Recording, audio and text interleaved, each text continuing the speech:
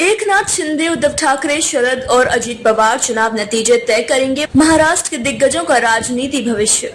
देश के दूसरे राज्यों की तुलना में महाराष्ट्र की राजनीति एक अलग ही प्रवाह में बह रही है।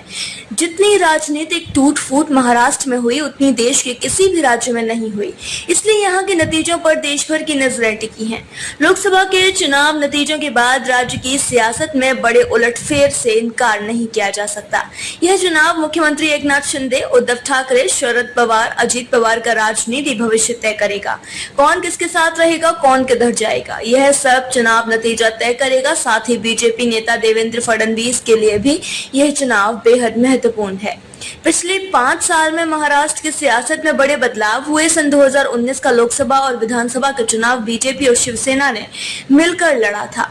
विधानसभा चुनाव नतीजे आने के बाद बीजेपी और शिवसेना के बीच ऐसा टकराव हुआ था कि बीजेपी की आई हुई सत्ता हाथ से चली गई।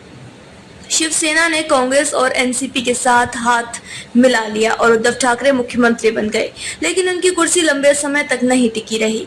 उनकी ही पार्टी में बगावत हो गई।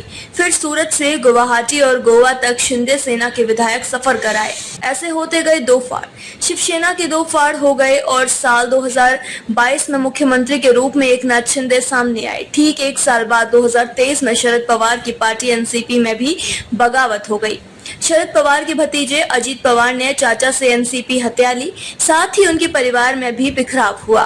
सियासत ने पवार परिवार को एक दूसरे के सामने खड़ा कर दिया। इसके बाद राज्य में कांग्रेस, उद्धव सेना और शरद पवार की एनसीपी ने छोटे दलों को मिलाकर महाविकास अघाड़ी बनाई, तो बीजेपी ने शिंदे सेना और अजीत पवार की एनसीपी सहित दूसरे छोटे दलों को मिलाकर महायुति बनाई।